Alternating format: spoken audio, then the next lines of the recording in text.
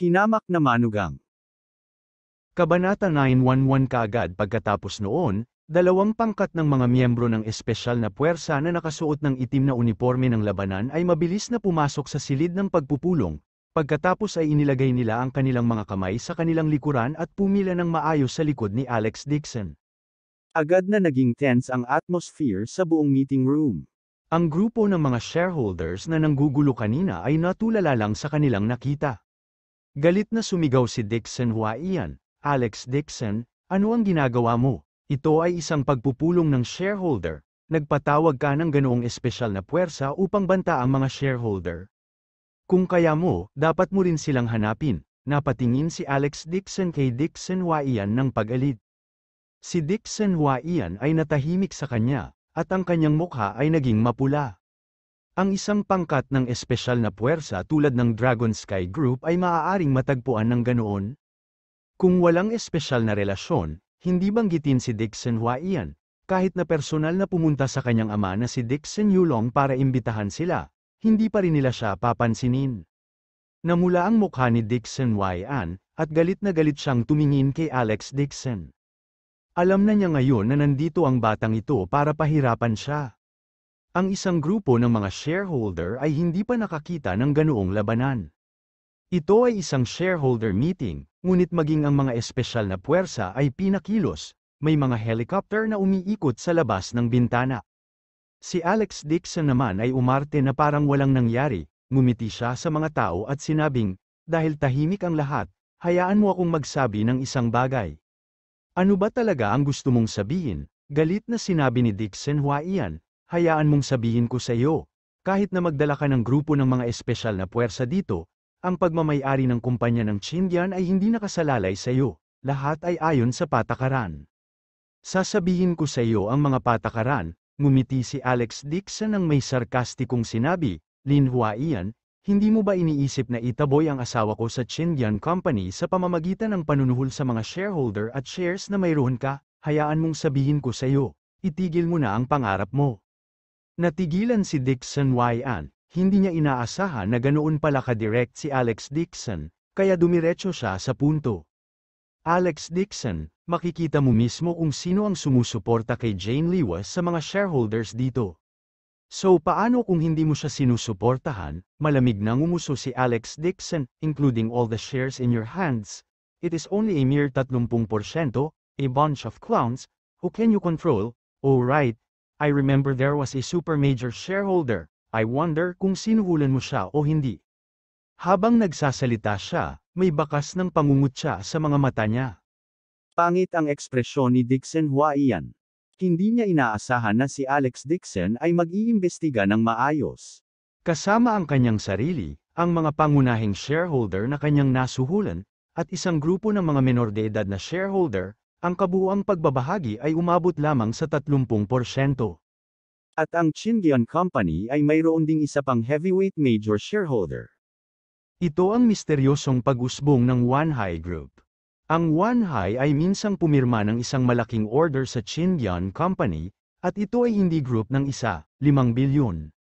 Masyadong malaki ang halaga ng order na ito, kaya naglagay ang Wanhai Group ng karagdagang kondisyon, at ginawa itong shares na 5 bilyong yuan, maaari itong ituring bilang isang pamumuhunan para sa Chindian Company.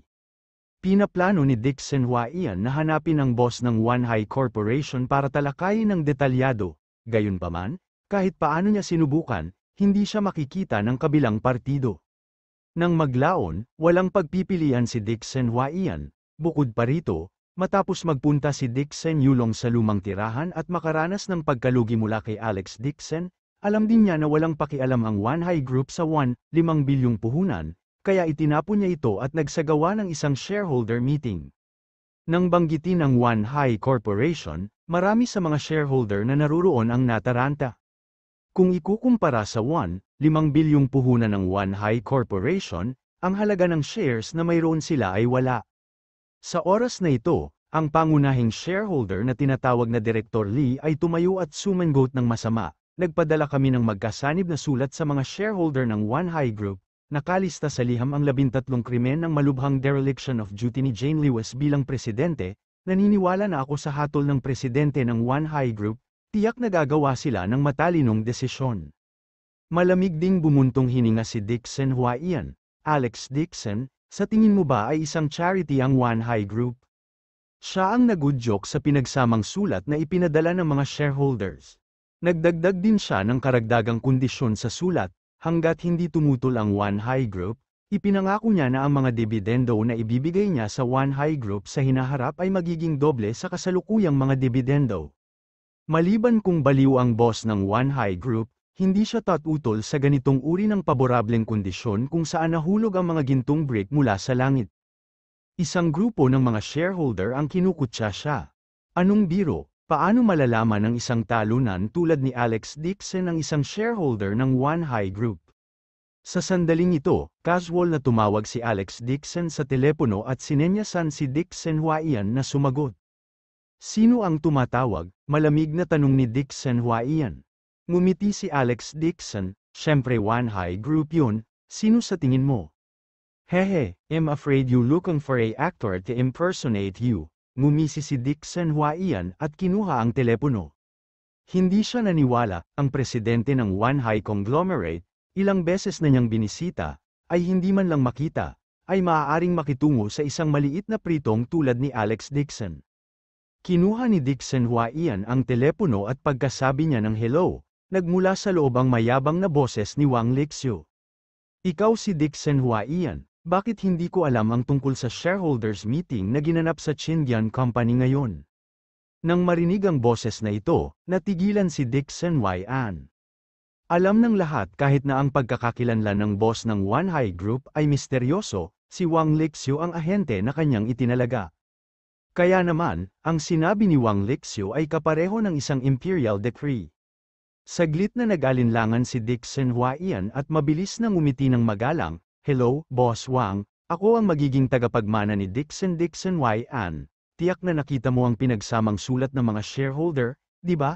Sana ay mapag-isipan ng One High Group ang aking panukala. Sa hinaharap, si Dixon ay magiging handa din upang makipagtulungan sa One High Group. Puno siya ng kumpiyansa, direkta niyang tinawag ang kanyang sarili na tagapagmana ng Lins Group. Naglabas din siya ng isang mabigat na kondisyon. Sinabi na gusto ni Dixon na makipagtulungan sa One High Group. Sa nang dobleng, walang negosyante sa ilalim ng mundo na hindi matutukso. Sa sandaling matapos siyang magsalita, tumunog sa telepono ang panunumbat ni Wang Lixio. Lin Huaian, tama ba? Bakit hindi ko nabalitaan na may tagapagmana si Dixon na tulad mo? Hindi ka nabanggit ng acting family head ng mga Dixon na si Miss Dixon Shendlan. Saan ka ba nanggaling? Sinasabi mo na ikaw ang tagapagmana ng kay Dixon. Gusto mo bang tawagan ko ng personal si Dixon Shendlan para i-verify ito? Naka-speaker mode ang cellphone, ang malupit na boses ni Wang Lixio ay agad na narinig ng lahat ng shareholders sa pamamagitan ng cellphone.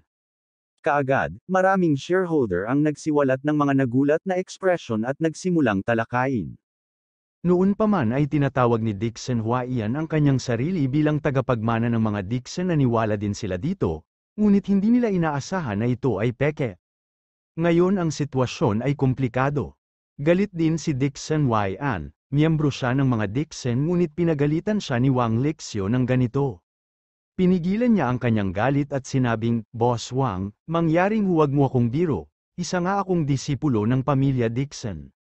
Napakaraming tao sa pamilyang Dixon, at bawat isa sa kanila ay disipulo ng pamilya Dixon. Ngunit isa lang ang tagapagmana ng grupo ni Dixon. Hindi naman ikaw yun, sabi ni Wang Lixio sa malakas na boses.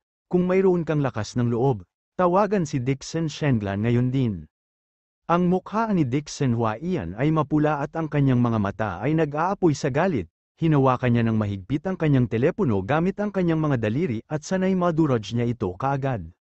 Hindi pa siya nakapasok sa family tree ng mga Dixon kaya paano siya maglakas loob na harapin si Dixon Shendlan. Kung tatawag siya sa telepono, tiyak na papagalitan siya ni Dixon Shendlan hanggang sa bumulwak siya ng dugo. Biglang naramdaman ni Dixon Huaian na nahulog siya sa bitag ni Alex Dixon. Ang batang ito ay sadyang tumawag sa telepono. Ang layunin niya ay ilantad ang kanyang sarili sa harap ng mga shareholder. Kabanata 912. Nabawi ni Dixon Huaian ang kanyang katinoan at tinitigan si Alex Dixon habang nagngangalit ang kanyang mga ngipin sa galit. Napangiti ng mahina si Alex Dixon at nagkibit-balikat sa kanya. Sa telepono, sa wakas ay sinabi ni Wang Lexio, kahit ano paman, iisa lang ang shareholder na kinikilala ng One High Corporation, at iyon ay si President Liwes. Pagkasabi noon ay ibinaba na niya ang telepono. Natahimik ang buong meeting room, nakasimangot ang lahat ng shareholders. Ang pag-unlad ng sitwasyon ay ibang-iba sa kanilang naisip. Marami sa mga shareholder ay may kinikilala kay Dixon Huaiyan dahil siya ang tagapagmana ng mga Dixon. Ngayon, hindi man lang siya nakilala ng mga Dixon ano ang nangyayari. Ang mga shareholder sa buong meeting room ay nagsimulang mag-usap sa mahinang boses, marami sa mga maliliit na shareholder ang nagsimulang mag-alinlangan. Galit na galit si Dixon Huaiyan, hindi niya inaasahan na ang One High Group, na kanina patahimik, ay gagawin ng ganoong hakbang sa isang pansamantalang sandali. Hindi niya talaga alam kung sino ang boss ng One High Group, ayaw lang niyang kumita at pinilit niyang suportahan si Jane Lewis. Ngunit ngayon, kailangan niyang patatagin ang mga shareholder na ito, kung hindi, ang lahat ng kanyang mga nakaraang pagsisikap ay magiging walang kabuluhan. Agad na hinayla ni Dixon Huaiyan ang sarili at sinabing may solemn na mukha, Alex Dixon, paano kung hindi pumayag ang One High Group, 30% lang ang shares nila, kung hindi ibibigay ni Jane Lewis ang mga karapatan sa pamamahala ng kumpanya, ang mga shareholder dito ay mag-withdraw ng kanilang mga pamumuhunan kapag may butas sa mga pondo, ang kumpanya ay magsasara sa ilang minuto. Pagkasabi niyan, tinignan niya ang ilang major shareholders sa front row na may solemn na ekspresyon. Gumastos siya ng malaking pera para suhulan ng mga shareholder na ito. Anuman ang sitwasyon, makikinig sila sa kanyang mga utos. Higit pa rito, noong pinaplano niyang ibagsak ang Xinjiang Company, naghanda na rin siya. Kung matagumpay niyang makokontrol ang shares ng Xinjiang Company, itataboy niya si Jane Lewis sa kumpanya sa shareholders meeting, iyan ay mabuti. Gayunpaman, kung may mangyayaring hindi mangyayari, ang kanyang pangalawang ay ang pagtalikod sa kanya ng mga shareholder. Gagamitin niya ang pag-withdraw ng mga bahagi bilang banta at pipilitin si Jane Lewis na umalis sa kumpanya. Kung hindi, ang Xinjiang Company ay mahaharap sa isang malaking problema sa pananalapi at hindi mapunan ang kakulangan ng mga pondo sa maikling panahon. Ito ay magiging tulad ng isang walang laman na shell. Sa oras na yon, dadalhin niya ang mga shareholder na ito sa kanyang kumpanya at bibilhin ang Xinjiang Company sa napakababang presyo. Magagawa pa rin niyang makuha ang kanyang mga kamay sa kumpanya. Ang mga mata ni Dixon Huaiyan ay puno ng pagmamataas, ang dalawang planong ito ay masasabing walang palya. Matapos itong marinig ni Alex Dixon ay tumayo din siya at pumalakpak, ngumiti siya at sinabing, Lin Huaiyan, matalino ka talaga, natatakot ako na matagal mo nang pinaplano na kunin ang kumpanya ng asawa ko, di ba? Alex Dixon, may ilang bagay na hindi lang tungkol sa brute force. Malamig nang umiti si Dixon Huaiyan at itinulak ang kanyang salamin na may gilid na ginto, itinuro niya ang kanyang ulo at sinabing, walang silbi kung marunong ka lang makipaglaban, maskulado ka at simple ang pag-iisip, sa mundong ito, kailangan mo pang umasa sa iyong karunungan. Oo, katalinuhan, tumawa ng malakas si Alex Dixon. Ang gayong pag-uugali ay nakikita na galit kay Dixon Huaiyan, hindi kaya namalayan ng batang ito na kinukutsa siya sa pagiging walang utak. Malamig niyang sigaw, Alex Dixon, anong tinatawa-tawa mo?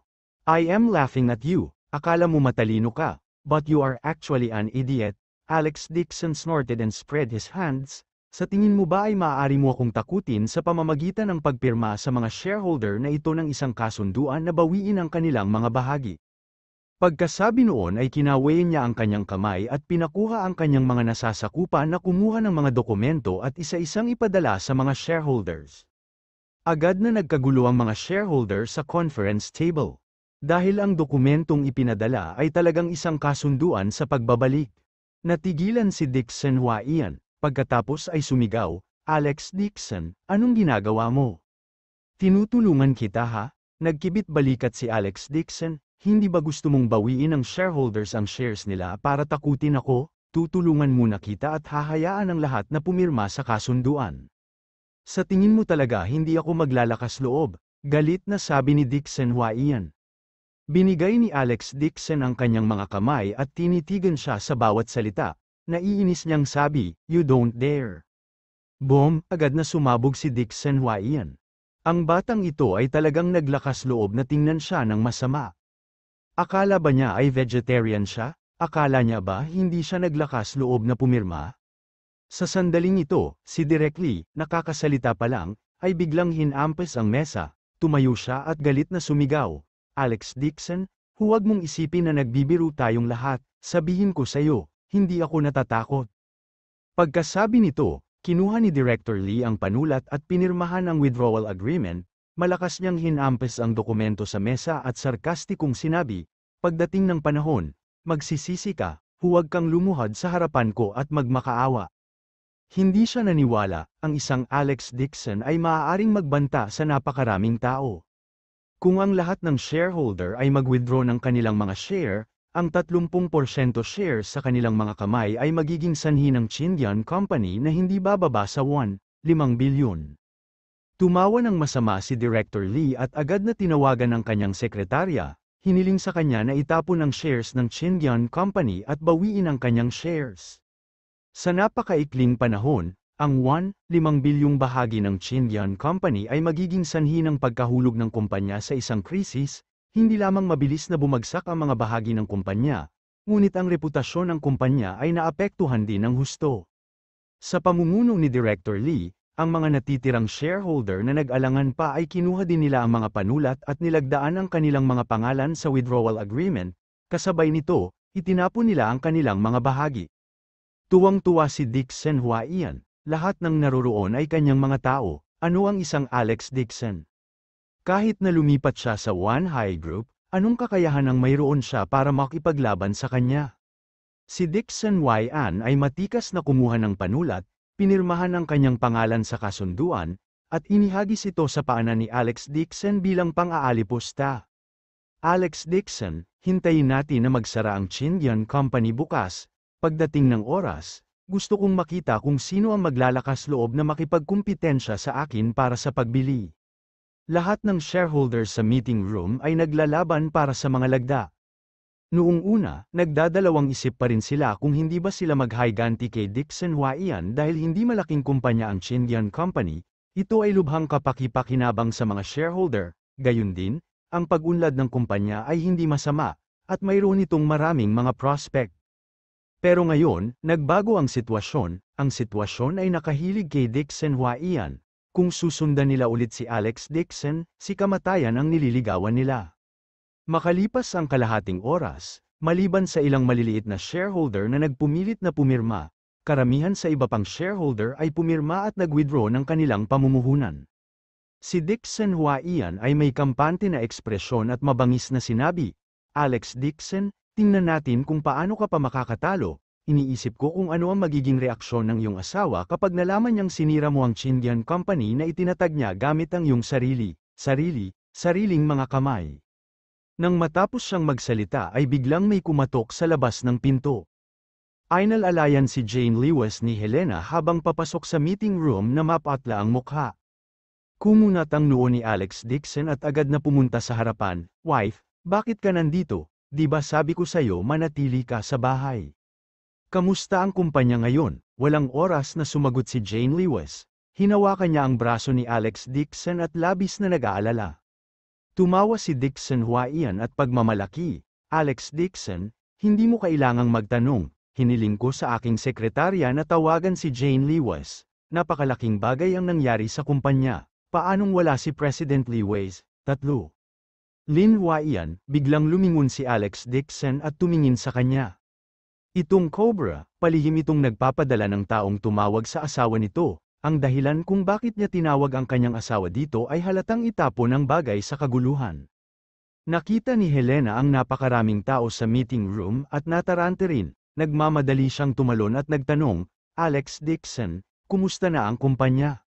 Tita Sho, salamat sa iyong mabuting manugang. Ngumiti si Dixon Huaiyan at nagpatuloy, hiningi lang ni Alex Dixon sa isang tao na bigyan ng mga shareholder ng kasunduan sa withdrawal. Gumamit siya ng mga salita upang pukawin ang mga shareholder na bawiin ang kanilang mga share ngayon. Salamat kay Alex Dixon, ang lahat ng mga shareholder ay nag-withdraw ng kanilang mga shares ay malapit ng magsara. Kabanata 913 Nanginginig ang katawan ni Helena at muntik na siyang mawalan ng malay. Sa sobrang galit niya ay humakbang siya pasulong at itinapon ang sarili kay Alex Dixon habang inilalabas ang kanyang mga pangil at itinaas ang kanyang mga kuko. Baliw ka, sisirain mo ang kumpanya ng anak ko, how could you push out so karaming pera ng ganun lang, I am going to fight you to death. Sa sandaling ito, galit na galit si Helena, bagamat hindi niya alam kung ano ang pamamahala ng kumpanya, nang i-withdraw ng mga shareholder ang kanilang mga pondo, lahat ng pera ay na-withdraw. Kaya ang karaming pera ay itinapon na talaga ni Alex Dixon sa ilang salita lang, hindi lang ito nagalit sa kanya hanggang sa mamatay. Agad na ikinaway ni Hanyun sa gilid ng kanyang kamay at agad na sumugod sa kanilang miyembro ng Special Forces para pigilan si Helena. Napatigil si Helena at walang humpay na sumigaw, Alex Dixon, kung hindi mo maibabalik ang pera, hindi kita bibitawan. Nang makitang pinagalitan ni Helena si Alex Dixon sa harap ng lahat, ipinakita ni Dixon Huaiyan ang isang mapagmataas na ngiti. Sinadya niyang tawagan dito sina Jane Lewis at Helena para magwala si Alex Dixon.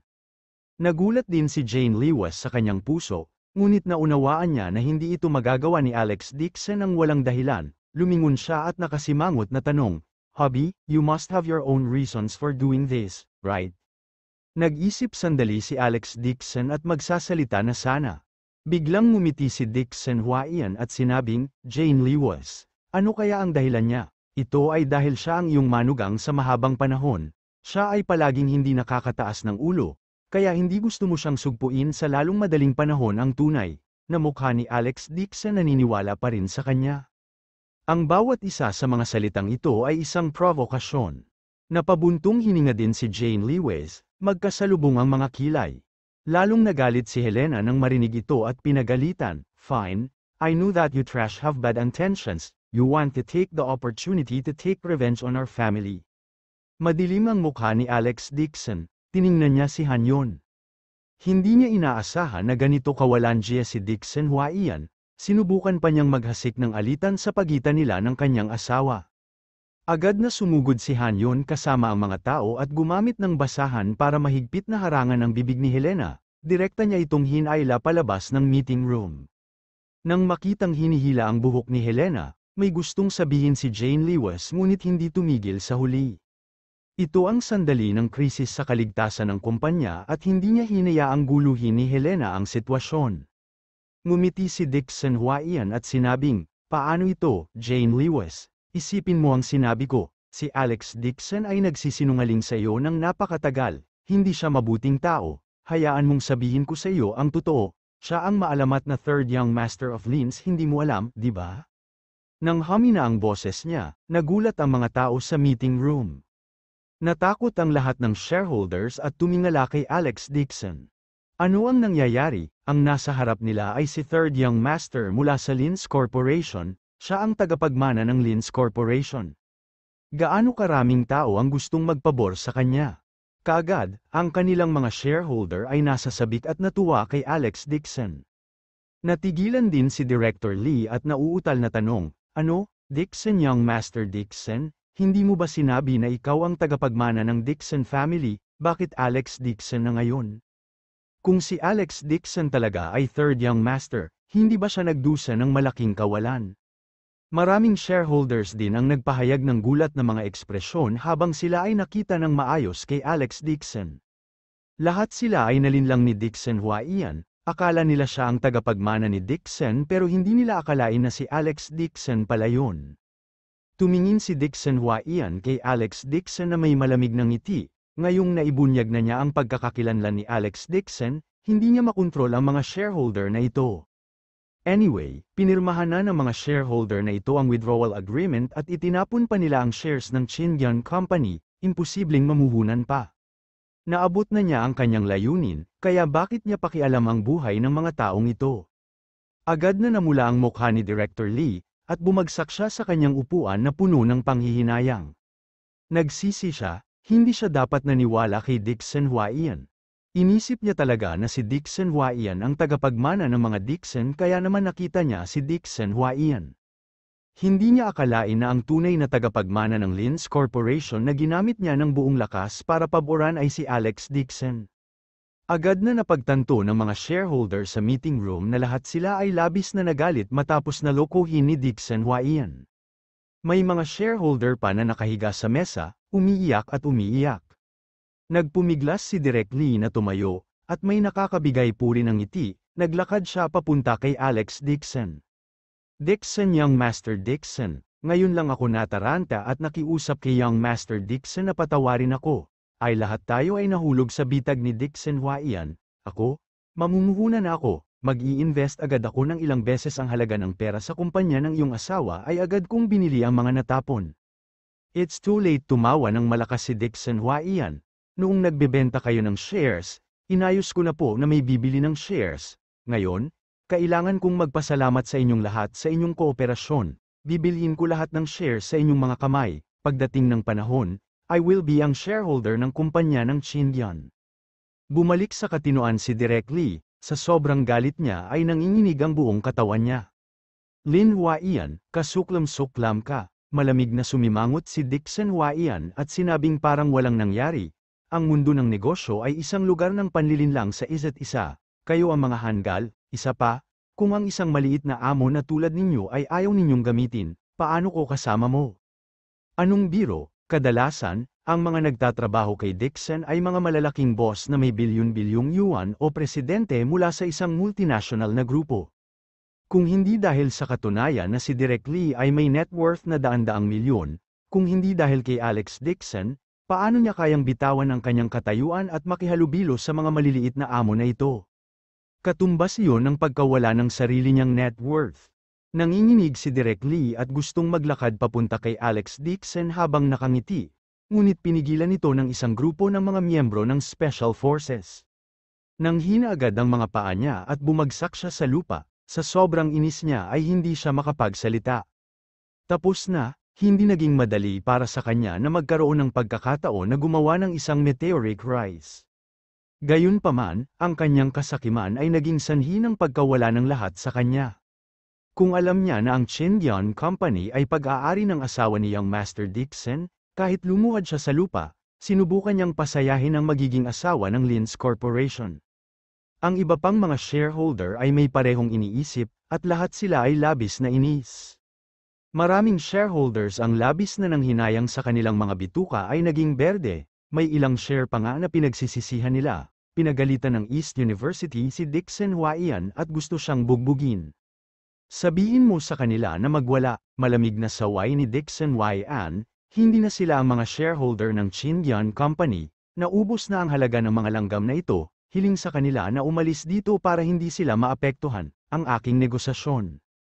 Kasunod ng kanyang utos, maraming bodyguard na nasa likuran niya ang sumugod at sinuntok at sinipa ang mga shareholder, na napilitang umalis sa meeting room.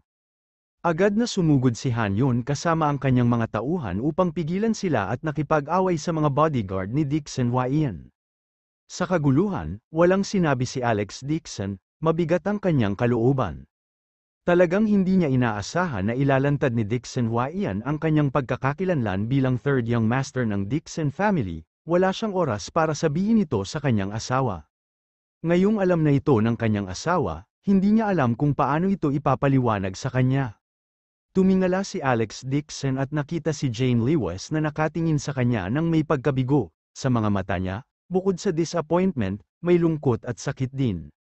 Bigla siyang nakaramdam ng kirot sa puso, bagamat alam niya na sinasadya siya ni Dixon Huaiyan, iyon ang katotohanan, 5 taon na silang kasal ni Jane Lewis, at itinago niya rin ito sa kanya sa loob ng 5 taon, biyaya man o sakuna, hindi ito maiiwasan. 2 beses na tumawa ng mapait si Alex Dixon, huminga ng malalim, at itinaas ang kanyang ulo para sabihin, asawa, makinig ka sa akin na magpaliwanag.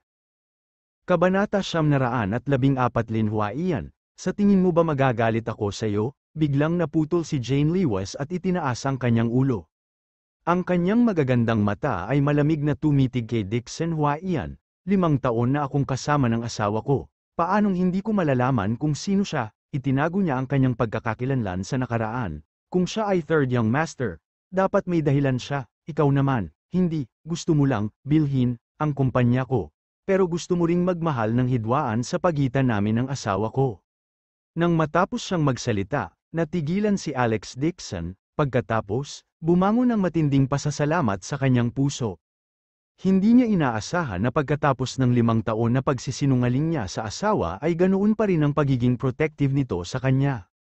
Agad na kumulo ang lahat ng dugo sa katawan ni Alex Dixon, at sobrang naantig siya na hindi siya makapagsalita.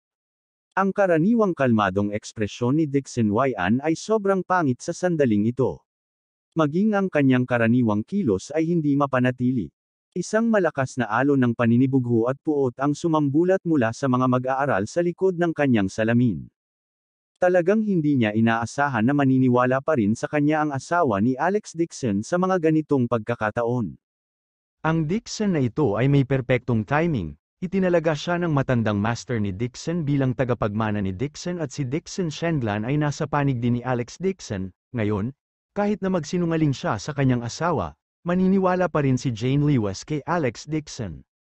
Parang pinalibutan ng lahat si Alex Dixon. Sa sandaling ito, isang figure ang tumakbo sa silid sa takot.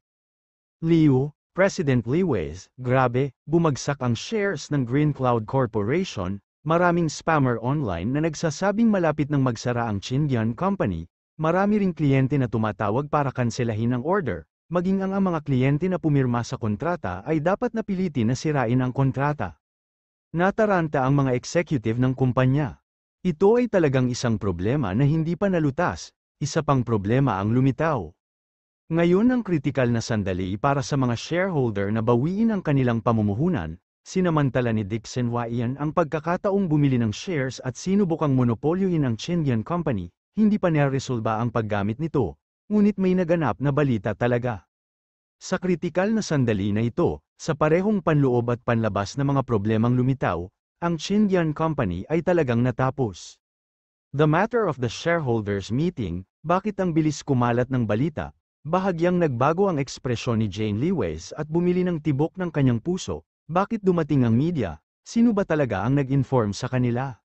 Siyempre ako yun, inayos ni Dixon Yan ang kanyang gold-rimmed glasses at ngumiti ng masama. Sa sobrang galit ni Jane Lewis ay muntik na siyang mawala ng malay. Lin Yan, mayroon kang shares ng Chindian Company at maaaring magbigay ng shareholder ng kumpanya. Anong mga katangian ang may dudulot nito sa iyo? Oh, Chindian Company, isang sarkastikong ngiti ang ipinakita ni Dixon Yan. Ang Chindian Company na pinapahalagahan mo. Isa lang itong laruan para sa akin, ito ay isang maliit na kumpanya na tulad nito, kukunin ko ang hanggat gusto ko, mawalan man ako ng 1 bilyon, sisirain ko ang kumpanyang itinayo mo sa iyo. Ang pagsisikap ng buhay na ito ay lubos na kapaki-pakinabang sa akin. At saka, malugi ang Chindian Company. Anyway, marami akong pera, once na binili ko, bibilhin ko, sa huli, mahuhulog pa rin sa kamay ko. Asawa ka ni Alex Dixon, malungkot ka. Hindi rin maganda ang pakiramdam niya. Si Dixon Yan ay may malisyosong pagngisi sa kanyang mukha, tulad ng isang pusa na nanunukso ng isang daga. Hinangaan niya ang pagkataranta ni Jane Lewis. Natulala lang si Jane Lewis, wala pa siyang nakitang sinuman sa mundong ito na naging napakasama. Para lang saktan si Alex Dixon, sinira niya ang kumpanyang itinayo niya sa lahat ng kanyang pagsisikap. Para sa kanya, hindi lang ito isang kumpanya, kundi isang negosyo na binuo nila ng kanyang asawa nang magkasama, nagkaroon ito ng commemorative significance. Ang kumpanyang ito ay parang kanyang anak, biglang nawasak ay isang malaking dagok sa kanya. Sa isang sandali, hindi matanggap ni Jane Lewis ang katotohanan, mapatla ang kanyang mukha at nanginginig ang kanyang katawan nang malapit na siyang mahulog. Asawa, agad namang inalalayan ni Alex Dixon si Jane Lewis at mabilis na isinara ang hintuturo at gitnang mga daliri. Diniin niya ang ilang acupuncture point sa kanyang katawan para maiwasang magalit si Jane Lewis at ma-trigger ang fetus na chi. Hingal na hingal si Jane Lewis ngunit namumutla pa rin ang kanyang mukha at may mga luha sa kanyang mga mata. Nag-cross arm si Dixon Yan at mas masayang ngumiti. Gusto niyang pahirapan si Alex Dixon. Kung mas hindi komportable ang lalaking ito ni Dixon, mas masaya siya. Lin Yan, sa tingin mo ba kaya mo akong pahirapan ng ganito? Napaangat ng ulo si Alex Dixon at biglang ngumiti ng malamig. Ang malamig na ngiti na ito ay nagpatindig sa balahibo ni Dixon Yan, na para bang isang malaking presyo ang idiniin sa kanya. Sumigaw siya, Alex Dixon, Kahit gumastos ka ng pera para magtayo ng kumpanya para sa asawa mo. Ano, hindi na ang Chingyun Company na itinatag ni Jane Lewis. Hinawakan niya ang kanyang baba at nagkunwaring nag-iisip, kapag naibagsak ko ang Chingyun Company, magre-recruit ako ng grupo ng mga gangster para gawing notorious ang Chingyun Company. Paano kung mawalan sila ng ilang daang milyon? Anyway, may pera ko, kaya ko maglaro kahit anong gusto ko. Sa sobrang galit ni Jane Lewis ay nanginginig ang buong katawan, itinuro niya si Dixon Yan at hindi makapagsalita. Ibinaba ni Alex Dixon ang kanyang ulo at sinabing, "Huwag kang mag-alala, Mrs. Ang Chingyun Company ay hindi mahuhulog sa kanyang mga kamay." Hehe. Sarcastic na tawa ni Dixon Yan at tinuro ang ulo niya. Alex Dixon, walang kwenta ang pagbigkas ng mga ganyang maaanghang na salita. Kailangan mong gamitin ang lugar na ito para makapag-isip. May ulo ka pero walang utak, kaya hindi ka makatayo sa ilalim ng mga paa ko.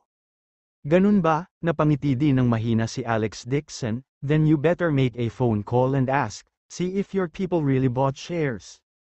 Sa sandaling hamina ang kanyang boses, nagbago ang ekspresyon ni Dixon Yan. Baka naman itong batang ito, hindi na siya nag-isip pa at agad na kinuha ang phone niya para tawagan ang sekretarya niya. Ano ang sitwasyon sa Chingyun Company shares na hiniling kong bilhin mo? Young Master Dixon. Nanggagaling sa telepono ang paghihikbi ng sekretarya. Hindi ko alam kung saan nanggaling ang kumpanyang ito, ngunit ginamit nito ang 5 beses ang presyo para sa temperatura ng binili mong mga negosyante. Lahat ng mga negosyante ay tumalikod sa iyo. Pumirma sila ng isang kasunduan sa kumpanyang ito at pumayag na ibenta ang mga bahagi sa kanya. Ano, galit na galit si Dixon Yan. Imbestigahan kaagad kung aling kumpanya ang sumasalungat sa akin. Bigla niyang inangat ang ulo niya at tinitigan si Alex Dixon. Nanggaling sa telepono ang nanginginig na boses ng sekretarya.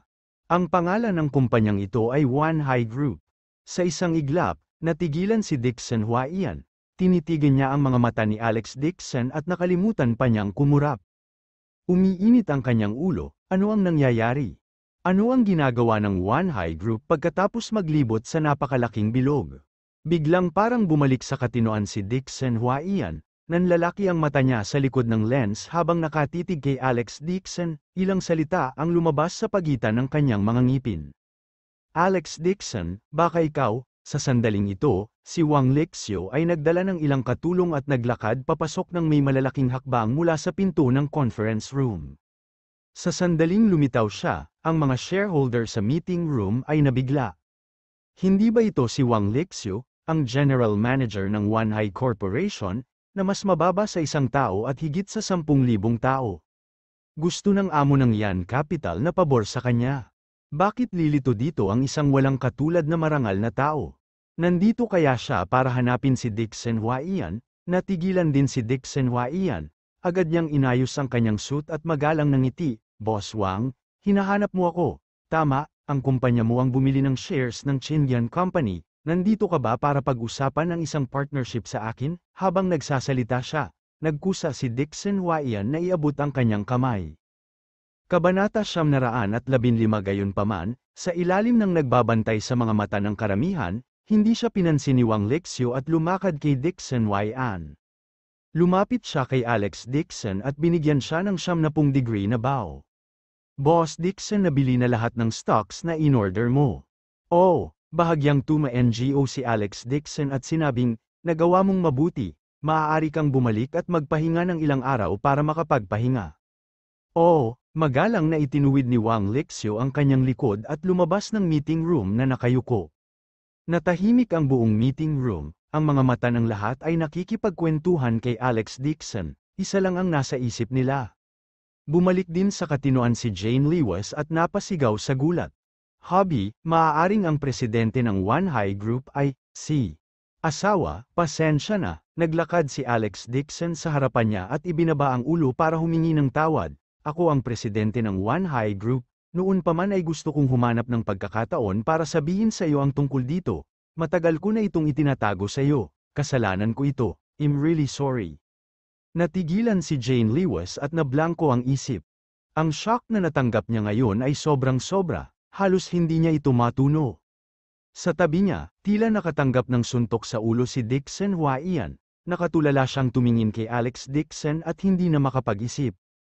Bakit itong lalaking ito ang nasa harapan niya? Ang maalamat na presidente ng One High Group ay siya talaga, si Alex Dixon. Matapos humingi ng tawad kay Jane Lewis, lumingon si Alex Dixon at tumingin kay Dixon Huaiyan, itinuro niya ang kanyang ulo at sinabing, mukhang ngayon mo lang sinabi kung gusto mong manalo, kailangan mong lumipat dito, bumalik ka at kumain ka pa ng utak ng isda para madagdagan ang iyong kalusugan, para hindi ka kumita ng malaki, biro tulad ngayon.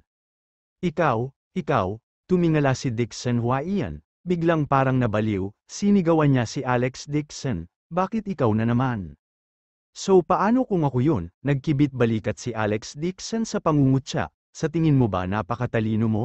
Inayos mo ng maayos ang lahat? Sayang at nakalimutan mong laging may mataas na bundok, hindi lang ikaw ang matalinong tao sa mundo, isa ka lang clown sa paningin ko.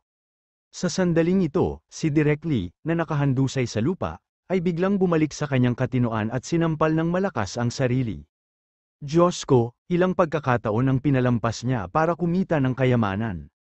Kung alam niya ng mas maaga, si Alex Dixon ay magiging third young master ng Dixon at ang boss ng One How Company, lumuhad man siya sa lupa ay yayakapin pa rin niya ng mahigpit ang binti ni Alex Dixon. Sa isang iglap, maraming shareholder ang natauhan at bumagsak sa lupa, humahagulgol.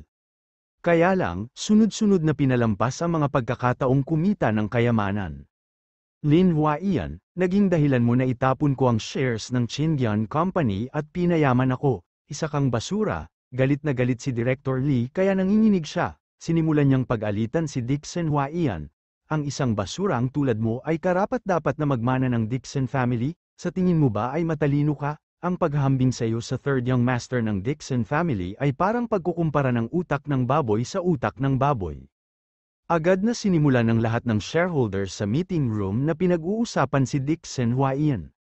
Sa anumang kaso, ang mga bodyguard ni Dixon Huaiyan ay nasakop na ng mga nasasakupan ni Hanyon. Ano ang kinatatakutan nila? Ang ilan sa mga shareholder na nadama na sila ay nalinlang ay nawala ang kanilang katwiran at nagpadala ng sumugod para suntukin at sipain si Dixon Huaiyan. Mga bodyguard, mabilis na pigilan sila, sigaw ni Dixon Huaiyan. Ngumisi si Hanyon, tinatawag mo pa rin silang mga bodyguard, ang iyong mga tauhan ay parang timba ng bigas, pinakawalan ko na sila.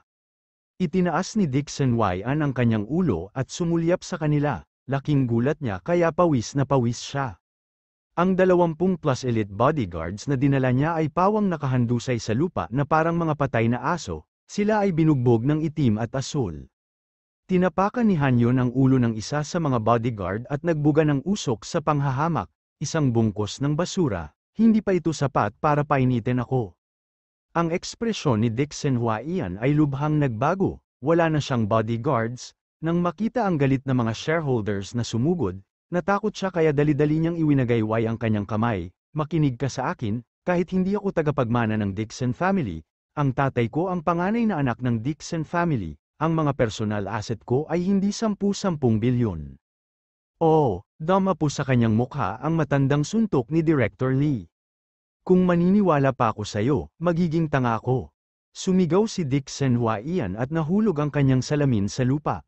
Tinakpan niya ang kanyang namumula at namamaga na kanang mata at pumisil palabas sa karamihan, sinusubukang makatakas.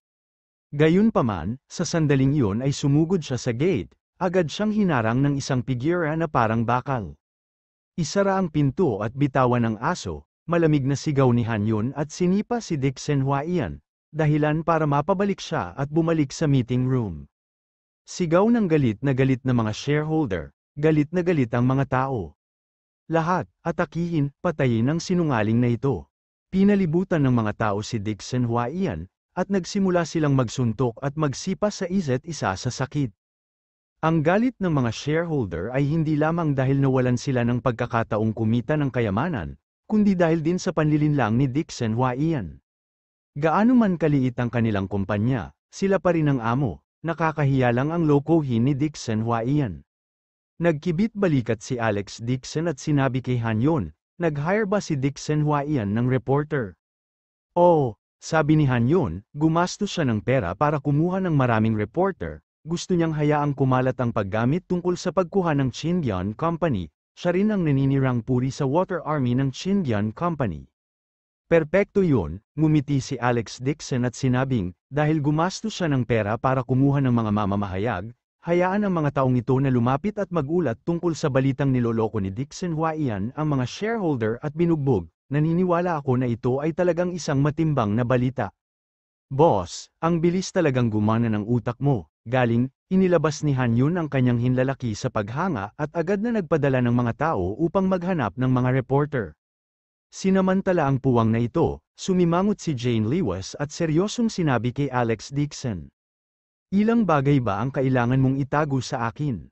Napabuntong hininga si Alex Dixon at kinailangang kumagat ng bala para tumalikod at humarap sa asawa. Nandito na, alam niyang malalantad ang mga bagay na ito balang araw. May bakas ng pagkabigo ang mga mata ni Jane Lewis. Nagdulot ito ng kirot sa puso ni Alex Dixon, gusto niyang hawakan ang kamay ng asawa. Sa hindi inaasahan, mabilis na binawi ni Jane Lewis ang kanyang kamay, hindi siya binigyan ng pagkakataon. Asawa, bamaantong hininga si Alex Dixon, alam niyang darating ang ganoong araw, itanong mo na lang kung anong gusto mong itanong, sasabihin ko sayo nang walang tinatago. Tinitigan siya ni Jane Lewis ng ilang segundo at mahinang sinabi, Alex Dixon, ikaw ba talaga ang third young master ng Dixon clan? Oh, Tuma NGO ang matanda. So, ang regalo sa nakaraang birthday banquet ay binigay mo rin, bakit hindi mo sinabi sa akin ang iyong pagkakakilanlan noon? Si Jane Lewis ay may pahiwatig ng paghikbi. Nahirapan siyang tanggapin, sa sobrang tagal, para siyang niloko, pinaikot-ikot siya ni Alex Dixon. Ito ay isang buong 5 taon, siya ay ganap na itinatago sa dilim. Lalong sumama ang pakiramdam ni Alex Dixon nang makita niyang namula ang mga mata ni Jane Lewis. Miss, gusto ko laging humanap ng pagkakataon para sabihin sa iyo, pero lagi akong nag-aalala na baka magalit ka, kaya kinaladkad ko hanggang ngayon. Magiging masaya ba ako kung itinago mo ito sa akin? Hindi napigilan ni Jane Lewis na sumabad, sa tingin mo ba ako ay tanga? Sa tingin mo ba hinahabol ko ang pera ng iyong Dixon clan? O sa tingin mo ay pinagnanasaan ko ang kapangyarihan ng pamilya Dixon, kaya ikaw itinatago ko ito sa akin, hindi ipinaalam sa akin na ikaw ang third young master ng Dixon family? Hindi ko sinasadya yon, aking asawa, isang mahabang buntong hininga ang pinakawalan ni Alex Dixon, na nakaramdam ng labis na pagkabigo. Nangyari na rin sa wakas ang bagay na pinakakinakabahan niya. Noong una, binalak niyang sabihin sa asawa ang katotohanan ng hakbang-hakbang, ngayong naibalik na niya ang kanyang asawa sa pamilya Dixon at ipinaliwanag ito ng malinaw, sa wakas ay hindi nagalit ang kanyang asawa. Tuwang-tuwa si Alex Dixon, binalak niyang hintayin munang manganak ang kanyang asawa bago humanap ng pagkakataon para sabihin dito ang lahat. Hindi niya inaasahan na biglang sasabog ni Dixon Huaiyan ang bagay na ito sa shareholders meeting. Hindi lang siya makapag-react sa oras, kalimutan mo na ito, napailing si Jane Lewis sa pagkabigo, nakaramdam siya ng matinding kirot sa kanyang puso, may gagawin ka pa, babalik muna ako sa villa at hihintayin kitang bumalik, pag-uusapan natin ito, Alex Dixon, baka hindi na tayo magkasama, kung hindi mo ako bibigyan ng kas-iya siyang sagot, baka hindi ako makapagpatuloy sa iyo. Abangan ang susunod na kabanata.